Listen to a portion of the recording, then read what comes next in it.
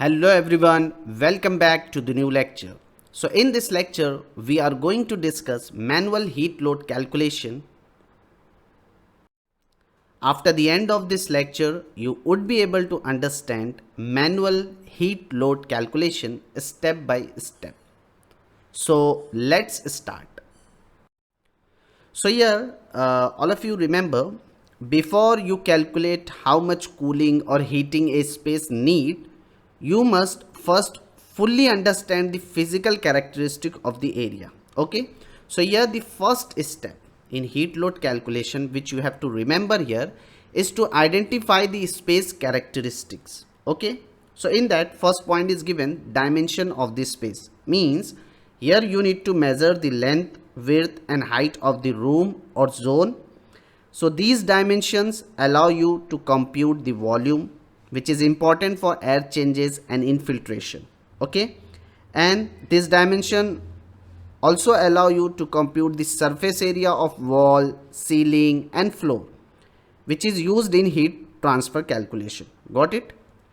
Second thing, you need to identify the material and insulation level. Okay. Means the types of construction. So are the wall made of concrete, bricks, metal or gypsum board? Okay. Is there insulation in wall or roof? For example, different types of insulations are there. So you need to see that. Okay. Because all of you know that thicker walls and good insulation reduce heat gain or loss. Got it? Next thing is surface orientation, which is very important. So here you need to note how each wall or window is positioned relative to the sun. Okay. As you know that south facing wall or north facing wall often get more solar heat. Okay. Even the shaded versus unshaded surfaces also matter. Got it? So solar orientation is critical for calculating solar heat gain. Got it? And the next one is location, where the space is located. Okay. Desert or hot or dry, coastal areas, onshore tropical, cold climate, because the climate zone give you outdoor design condition, temperature, humidity, solar radiation and all. Okay. So this is the first step to identify the space characteristics. Now the second step is to determine the internal heat gain. Okay. So here you must evaluate the heat produced inside the space by people, equipment and light. So first point is given here, people. Okay. As you know that human body give off heat as a combination of sensible heat or latent heat. Sensible heat means body temperature warming the air, and latent heat moisture released by breathing or sweating. Okay na? So here you need to use the ASHRAE data. Typically 75 to 100 watt per person. Include both sensible and heated. You need to consider for people. Okay. And consider shift schedule, not always 100% occupancy. Okay. So you need to adjust for occupancy schedule, because you know that people are not always present at 100% capacity. So you need to use actual working shift or average occupancy. Okay. Then just find out the heat produced by equipment. Equipment means any electrical or mechanical devices inside this space which produce heat, like for example motor, compressor, analyzer, computer, fan, pumps, etc. So you need to check each device power rating, okay, in kilowatt, then convert it into in BTU per hour. Okay. And one more thing, if the equipment does not run continuously, then you need to apply a usage factor also. Then calculate the heat produced by lighting. Lighting fixtures means what? Fluorescent light, different types of light is available, LED, incandescent, which release heat into the room. So use the lighting load density. Typically value is given 10 to 20 watt per square meter.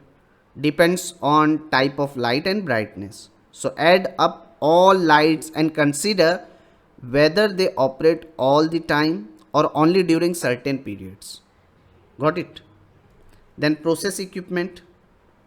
In a special case, suppose if you have machine or processes inside that emit heat during operation, example, a compressor, furnace or server rack located in the room. So measure or estimate how much of its energy is released as heat. Okay. So everything inside the room that consumes power or produces heat, just add to the cooling load. Got it? Now the next step is to determine the external heat gain.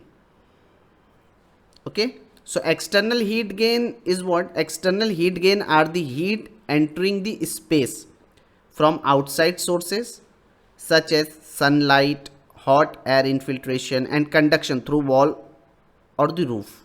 Got it? So in that, first here we have to calculate the solar gain through wall and window. Okay. Solar gain means what? Solar radiation enters through transparent or opaque surfaces, adding to the cooling load.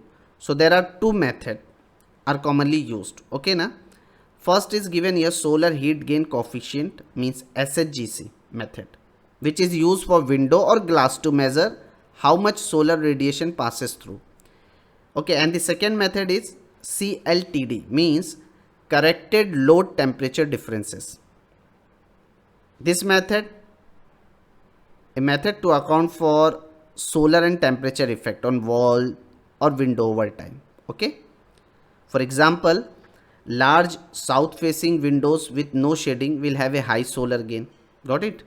Same way, just calculate the roof heat gain. So the roof absorb heat, all of you know that, from the sun and transferred it to the room below. So you need to use the CLTD method, corrected load temperature different method, for roof to calculate the heat flow, and consider the R value, insulation level also. All of you know that a higher R value means better insulation, reducing heat flow. Got it? Is it clear? Then infiltration or ventilation air. It means what? Fresh or leaking outdoor air bring heat and moisture into the room. So you need to calculate the infiltration or ventilation air. Okay. Got it? Infiltration air. Okay. Is it clear? Then the next step number 4 is latent heat load. So first try to understand what is latent heat. What is mean by latent heat? Latent heat load means what? See, it is the heat associated with moisture, water vapor in the air. Okay. Unlike sensible heat, which raises temperature, latent heat is about humidity, the energy needed to remove moisture from the air to maintain comfort. Got it? And the sources of latent heat is like fresh air intake. As you know that when outdoor air is brought inside for ventilation, it usually carries moisture. So this HVAC system must remove this moisture to maintain indoor comfort. And the another sources of latent heat like people breathing. Occupants also release moisture through respiration and perspiration. So this add water vapor to the indoor air, increasing the latent load. So that we need to calculate. Okay. So here the fresh air intake, here it is given, this is the moisture contained in the air mostly due to fresh air intake, people breathing. So you need to use psychometric data to find moisture differences. Is it clear? So here already we'll discuss in the next lecture. I will show you the E20 method in the next module. In that we have taken one commercial project and each step we have discussed in detail for heat load calculation. Okay. So now the question is here, why this latent heat load matter? Because see, high latent heat load means the space has high humidity. So if not properly addressed, it can lead to discomfort. Okay. The people will feel sticky, even mold and mildew growth, poor air quality. So that is why latent heat also we need to consider here. And then the next step is safety factor. So first try to understand what is the safety factor means here. See, a safety factor is an allowance added to the calculated cooling load to ensure the HVAC system can handle uh, unanticipated heat sources, sudden changes in occupancy or equipment use, okay, extreme outdoor condition. So here what you need to do, how it's apply. After you sum all the sensible heat, latent heat, internal gain and external gain, just compute the total heat gain. Okay, and then add an extra 10 to 15% to the load to ensure performance even under unexpected or worst case condition. Okay. Then here you can see the final load, final total load in BTU per hour. So just add the sensible heat load, latent load and convert it into ton of refrigeration. Got it? Is it clear? Because all of you know that 1 TR is equal to 12,000 BTU per hour. So once if you get the total load, final total load in BTU per hour, just convert it into TR. Okay, so you can use the formula. Got it, all of you? So hope all of you clear this thing. After calculating all individual component of the cooling load, this step combine them to find the total cooling capacity, okay, required for the HVAC system. You need to add all sensible load like internal sensible load, people, light, equipment, external sensible load, then add latent load, then just sum them. This give the total heat load and then convert it to ton of refrigeration. Simple. So now here the topics which we have covered, here we have discussed the steps for manual heat load calculation. So now I hope all of you enjoy the session. See you in next one.